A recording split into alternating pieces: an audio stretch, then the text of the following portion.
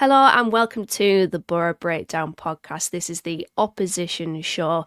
Boro host last season's League One champions on Saturday, and I'm delighted to be joined by somebody who champions the EFL in everything he does, and he just so happens to be a Blue Nose. Gab Sutton, welcome to the Boro Breakdown Podcast. How are you doing?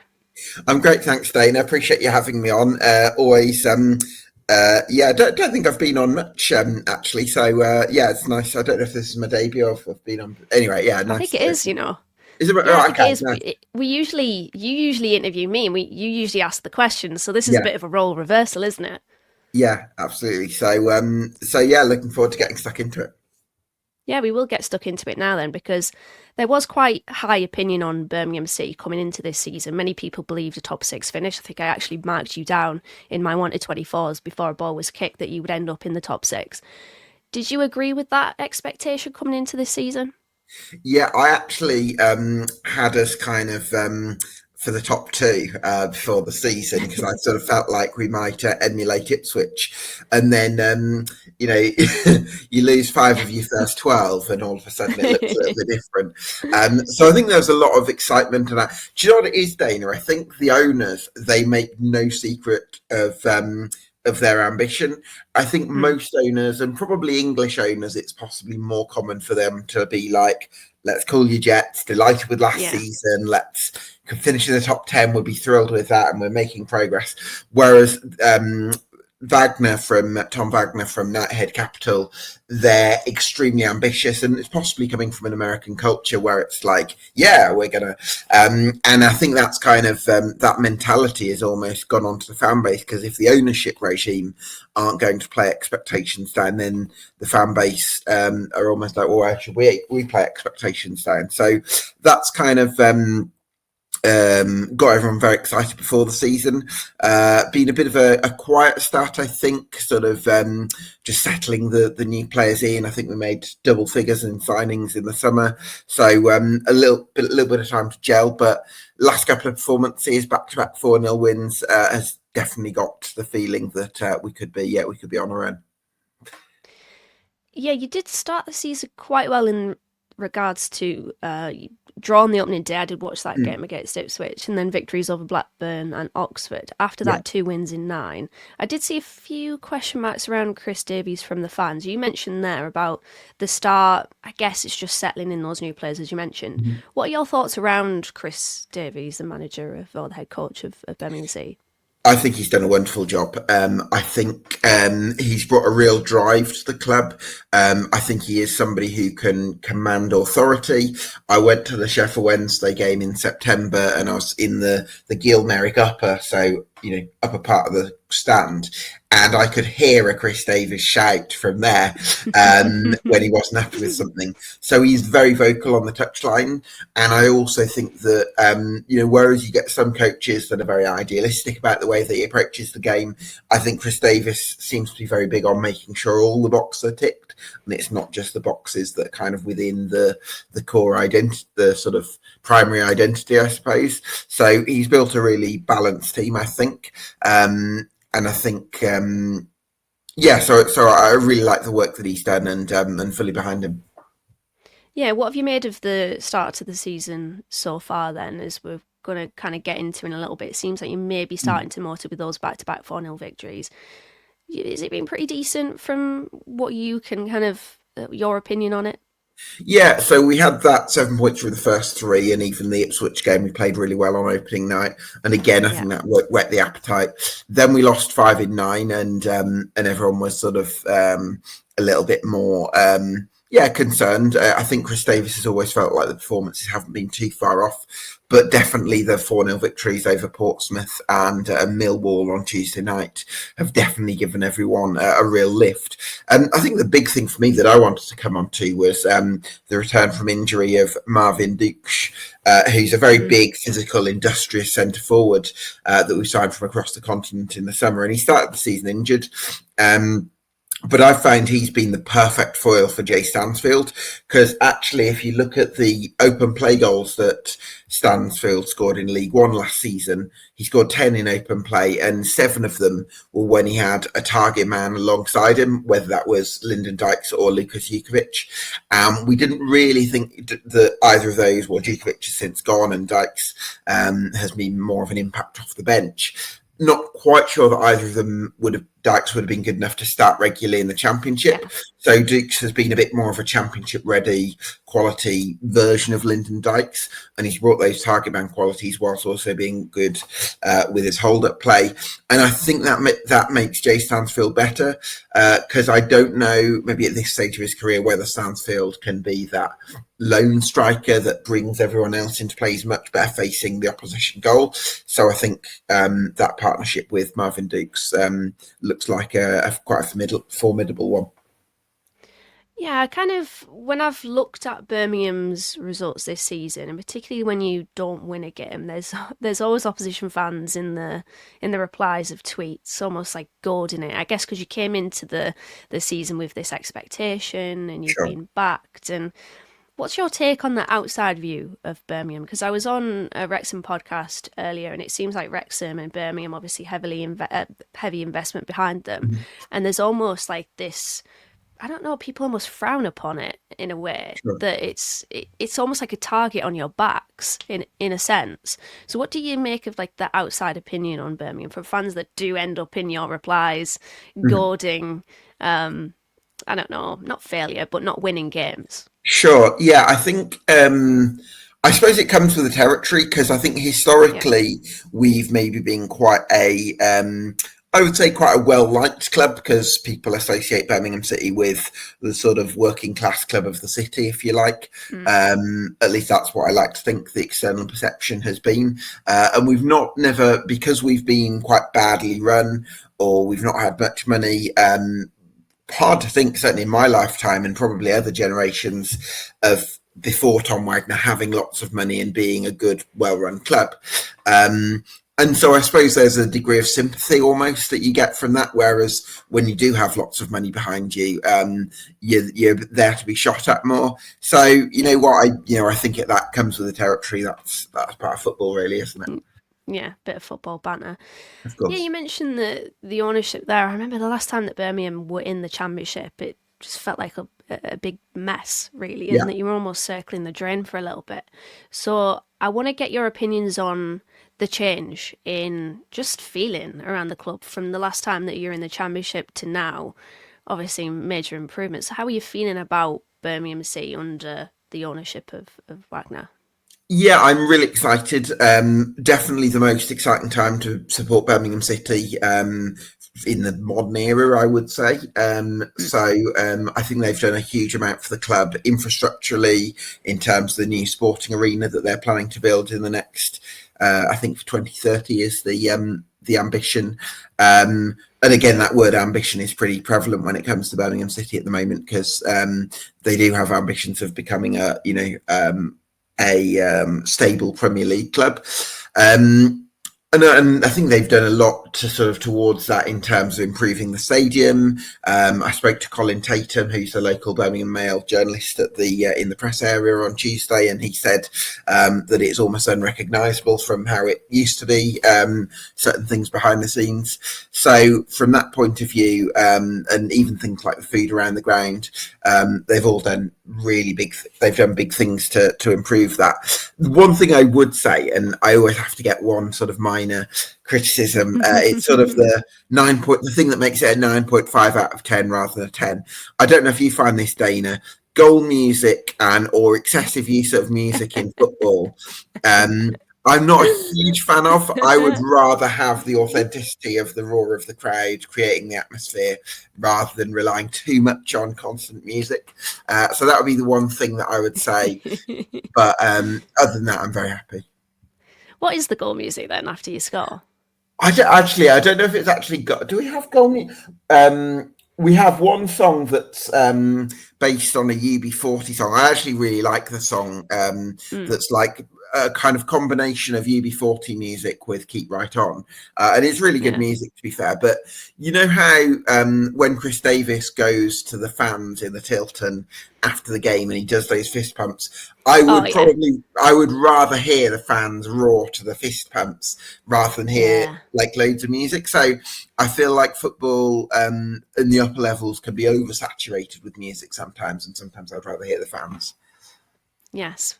Take notes, Birmingham. Gab does not want the music on after a game. We keep seeing these post-match fist pumps. Like Rob Edwards is doing it as well, and the players are doing it too. It just seems to be this. I mean, I know it's not been a new thing coming into football, but it seems like it's throughout the EFL that whenever there's a win, you get the old fist pumps to the. Do you feel like it's become more common recently, Dana?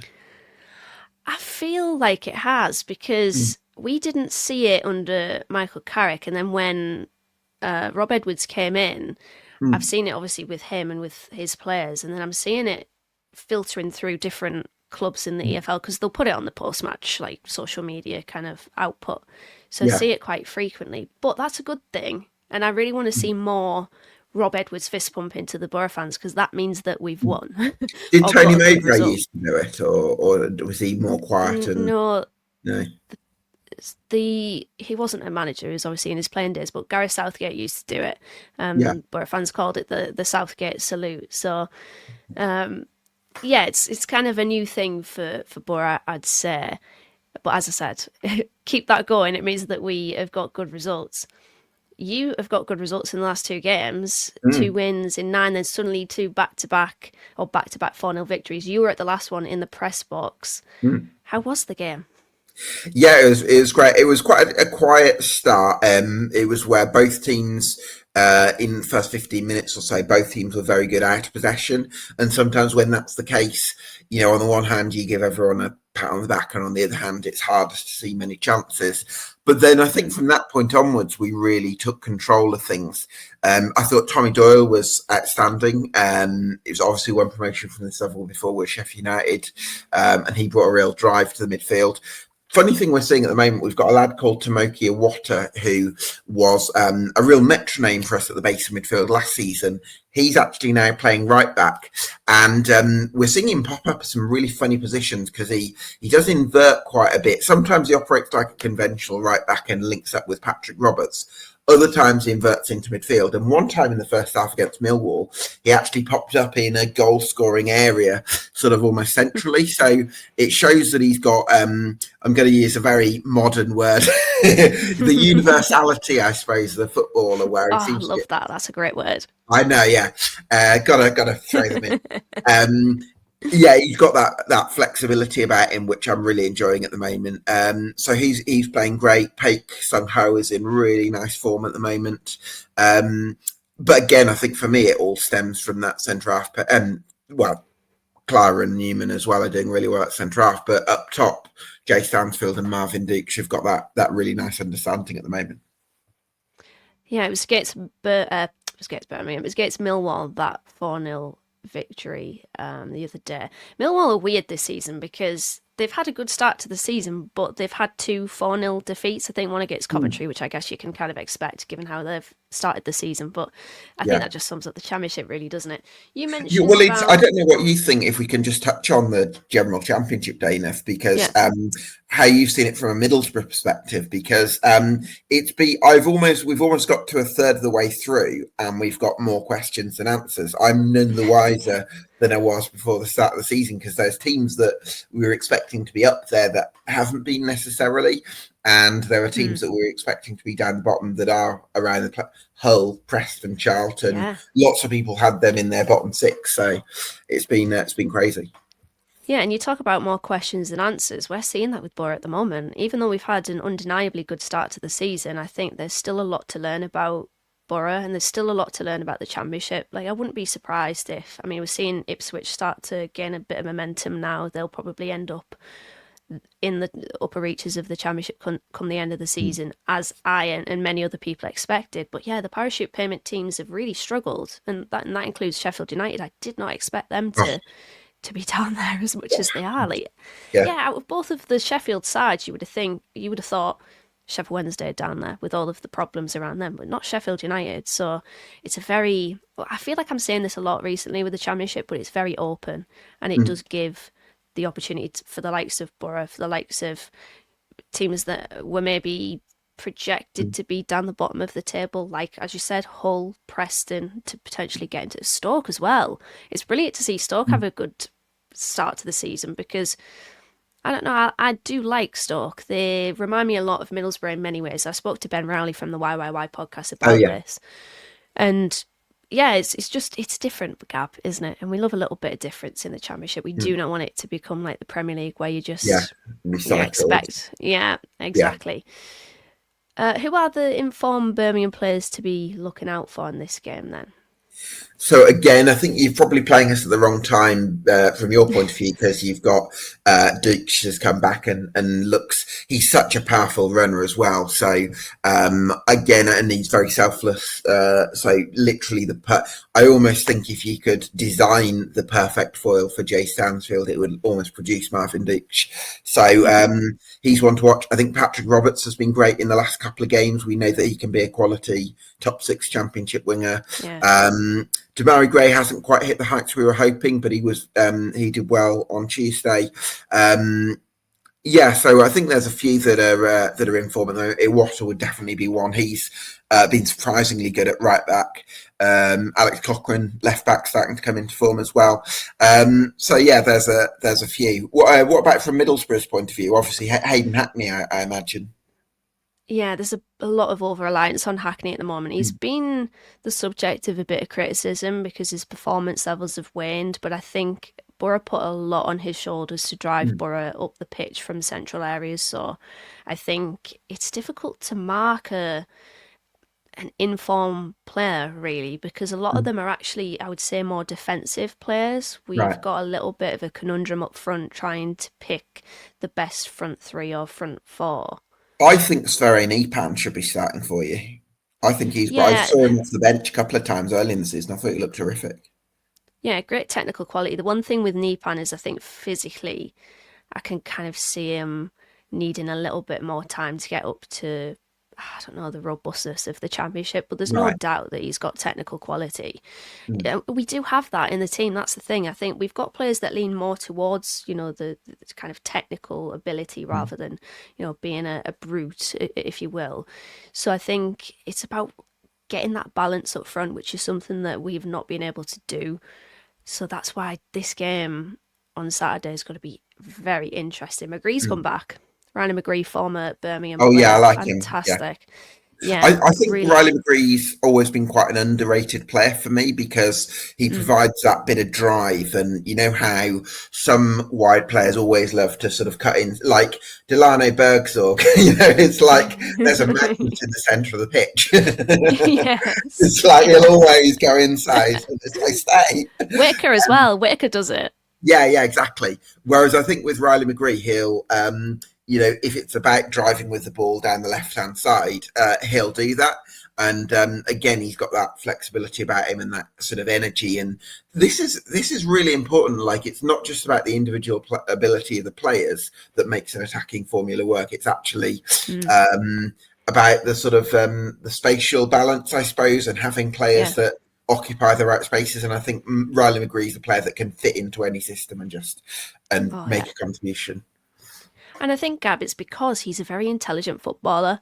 He just knows where the right spaces are on the pitch. We saw it against Leicester when he came on. He made a difference. He was popping up in all the right areas, combining. Instead of it being like a kind of attacking 2 in build-ups where it's, I don't know, let's say Britton and maybe a Whitaker, for example. He will be the third man, and I think that's so important, just to create triangles and try to attack spaces and pull players out of position. He's very good at that, very good linking up, and he's going to be, I think he'll start on Saturday. I do. I think he has to, really. Had a big, long injury layoff, hadn't played since June of this year, so a few months out. But he is a brilliant footballer, and I think that I would actually say, Gab, that he's one to look out for. So, yeah, he's probably not going to start now. He probably won't play. He'll probably be injured again, knowing Riley McGree, unfortunately. Fingers crossed not, though. We were talking about setup earlier, and you were mentioning about the inverted right back. Just want to touch on or get your thoughts on just the setup of Birmingham City. What can Boro fans expect? Has it been I looked on FB Ref, has it been a 4-2-3-1, or has Chris Davies been mixing it up a little bit? Yeah, so it's let me get this right. Yeah, so it's kind of a 4-2-3-1, but definitely out of possession. Dukes and Stansfield are like two up top. I think the idea is that Dukes can play slightly different, but I always think of them as almost like a front two, even if one of them's slightly deeper than the other. Yeah, so that's kind of how I would look at it, and then I would put the wingers almost in a different bracket. Roberts and Gray would be there in their own class, and Stansfield and Dukes have those relationships. So yeah, so that's how we set up. And then Iwata definitely does have the ability to invert into midfield. And Alex Cochrane does have the ability to sort of tuck into defence, although in the first half, certainly on Tuesday, he was more like a traditional left back. But I think having fullbacks who can operate either as a traditional fullback or do the inverted stuff, that does give us a lot of flexibility within games. So I think we're difficult to pinpoint for that reason. What would you say the weaknesses in that setup that Boro could potentially get at on Saturday? Well, I did look at the way we set up on Tuesday night and felt like there were moments where we were quite open centrally, even if Millwall didn't really exploit that because they were quite penned in and Ivanovic was quite isolated for them. But I suppose I look at it, Dana, and the way we set up, unless Iwata sort of is in that midfield area when we have the ball, you've got Tommy Doyle who drives forward quite a lot, and Paik, who last season was more like an 8 than a 6 because he was playing alongside Iwata, who sat quite deep. So I suppose there's maybe Rob Edwards, ignore this if you're watching this, or opposition analysts. But I do think that maybe on turnovers, there's a chance that we could be quite suspect, maybe through the middle of the pitch, because it's almost like we've got two number 8s. So it does rely a little bit on Iwata or aggressive centre halves. So we've got Christoph Clara, who's very aggressive, but he's not the quickest. And he's probably his one weakness is that his turn of pace. So there is that possibility that either the gap between the midfielders and the defend centre halves, or even behind Christoph Clara, because if he's got to close in, we could be vulnerable on turnovers. And if you've got some pace there, then that's where you might want to try and cause damage. Yeah, unfortunately, pace is not something that Boro have in their ranks, really. We do well with space, though. We saw when Ipswich came to the Riverside, how open they played. They played their own game, which I guess is fair enough. They've got the squad quality to probably ordinarily get through a game like that, but we exploited them because we hit them on the counter-attack. I think Boro don't like to be crowded out, so if you pen them in, I think we'll really struggle and we'll trip over our own feet going forward. Going back to what I was mentioning about how tricky it's been for Boro going forward this season, not quite finding the right balance, blend, formula, whatever you want to call it, that very much plays into that. So if you pen us in, we'll struggle, I think. If you push up and Boro can exploit space in behind, I think we'll do pretty well with that. Dana, does this remind you a little bit of the 21-22 season, I think it was, when you had Neil Warnock initially? Because I remember having you on the podcast then, and it was always, we won 2-0, but we didn't play that well. You're always in and around. I think at that particular time, you're maybe slightly outside the playoffs in that 5th to 10th kind of region. But it was always like, but I'm not really sure how we're playing. Does it feel a bit like that? It does, in the sense that I think right now my focus is probably my first thought is I don't think we played well here. But then I'll think, okay, we got a result, like the Leicester game. Good point. Would have taken a point before kickoff. But I was so frustrated during that game because I just saw us pass the ball around and we had a lot of possession. We had a lot of territory. And I guess you could say we had a lot of momentum because of that. But we are not getting ourselves into good enough positions to actually test Begovic as it was in the second half because they made a keeper switch at half time. It's really frustrating watching us because I look at our team and I think we've got some good individual players. At least that's what I believe. A few of them, like Strelitz and Epan, have never played the Championship before, Hansen, Sen, but I believe that they're good players. but we're just not really seeing it come to fruit too often because I think as a collective, there's just a big issue there. Do you think, Dana, it's the centre forward issue that because I could easily imagine that with the right centre forward, it brings everyone else, the Nipans, the Whitakers, Bergzorgs, into the game, and maybe you have the right player in that position, and everyone else looks a bit better. Whereas if you don't have the right centre forward, that's the glue or the fulcrum of the attack, then it's like it becomes a bit bitty and individualistic. Yeah, I completely agree with that, Gab, and it's a really good point because I like Tommy Conway and I think that he is much better in the Middlesbrough team, or Boro better with him than without him, I think. Right. But I was saying to the pod guys the other day, maybe he needs somebody to play off. Maybe he needs to not be the main man. Maybe somebody else needs to be the main man and take that responsibility because, yeah, it's a good point that you make. Like Conway, I think, again, is a good player, but in regards to... I don't know. I don't feel like he should be the main man, really. Right. He doesn't have that ruthless streak in him. Well, if I can use the Forest Green sort of template that Rob Edwards had, because that's always how I like to look at his teams. Yeah. He had two up top, and I know for Middlesbrough it's been more like two number 10s, hasn't it? But I would think of Tommy Conway as being a bit like you might have some familiarity with this because you've done some stuff with Not the Top 20, haven't you? There's a lad called Matty Stevens at Forest Green. Middlesbrough fans probably not know who I'm talking about, but in Sorry, I do. There's a target. Forest Green had a target man called Jamil Matt, who won all the headers and everything, and Matty Stevens was the one who'd get on the end of the knockdowns and that kind of thing. I think Tommy Conway, although he can be good in the air, I think of him as more of the poacher, getting on the end of things, snuffing things out. And I don't know, whereas Jamil Matt was the one they built the attack around, I don't know whether Tommy Conway can be that guy. I think he's more the guy who gets on the end of things. I completely agree with that. And do we have a Jamil Matt? I don't think we do. I don't think we have that type of player.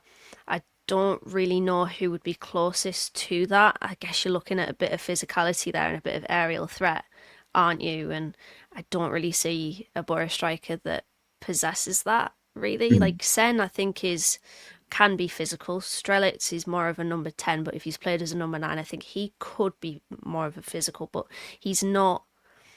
Both of them, I don't think, are marked for aerial ability. So, yeah, there's maybe a bit of a profile missing there. But and if you want to build your game around getting crosses into the box and balls across the face of goal and all that kind of thing. Yeah, and that's why we've had a conversation about the types of crosses that we're getting in. I mean, I know that we scored from a cross against Wrexham and Leicester. Both Callum Britton crosses, both brilliant crosses. But I think more often than not, those crosses won't work. And that actually, with the profile of player that we've got, you're probably better off getting to the byline and cutting it back, low ball across the floor. That for me is where Boro are probably better. But yeah, this game, very interesting. We were talking about Birmingham and Boro before we started recording, and there's just a bit different trajectories. Boro's okay, we're third, we're still in a really good position, and that has to be said, but performances have definitely left, as we mentioned, a lot more questions than answers in the heads of Boro fans. And with Birmingham, with those two victories and very emphatic victories as well, there's maybe a sense, like I mentioned earlier, that you are starting to motor. So we will get on to the score predictions for this game, a very interesting one. What are you going for, Gab? What's your prediction for Boro against Birmingham on Saturday? I'm gonna go 2-1 to the Blues. Ooh. There you go. I've thrown the gauntlet down, Dana. Yeah, you have. Yeah, this is back to the Riverside. That would actually be, if you were to win, the first defeat at the Riverside this season in the league, because we did get tonked by Doncaster, and I can't get that out of my head as much as I would love to in the Cup. But yeah, I think we'll win. I think it'll be a 1-0. I think it'll be a pretty tight game, fine margin game, which is kind of what Boro have been on the end of. Like, Watford game aside, and when we beat Millwall earlier this season 3-0, a lot of our results have been a lot of our games have been pretty fine margins, and the result in the end has been fine margin as well. So I think we'll win. I don't think it'll be pretty. I think we'll get the job done. I think that'll basically be it. You've got Morris and Hackney in midfield, which is the big one. I think that's probably your big strength, I would say. Like not necessarily starting Alan Brown. Like, I think most Championship teams would envy that kind of squad depth. I know, and that's a big positive actually, because you go from Dan Barlaser last season, who I think is a fantastic player in his own right, in particular games, but going from him to Alan Brown, I think just raises the level a little bit, whereby if Alan Brown was to come in on Saturday, Gab, nobody would have any issue with that. If it was last season and Dan Barlaser was to come into the team, it would be very, very different. It wouldn't garner a warm reception, let me just put it that way. So yeah, that's a big positive, and I do agree that Morris and Hackney are definitely our strengths. We will wrap things up there then. If you do have a prediction, by the way, pop it in the comments of our YouTube video, or if you're listening on Spotify or on the podcast platforms. If you get it right, we will shout you out on the next episode. Thank you, Gab, for joining me on this one. If you'd like to check out Gab's work on the EFL debate, we will, as always, pop the links in the description. Make sure to go and check his brilliant work out. We will be back in your ears on Sunday to review, hopefully, a really good week for the Boro. Until then, take care, and up the Boro Breakdown.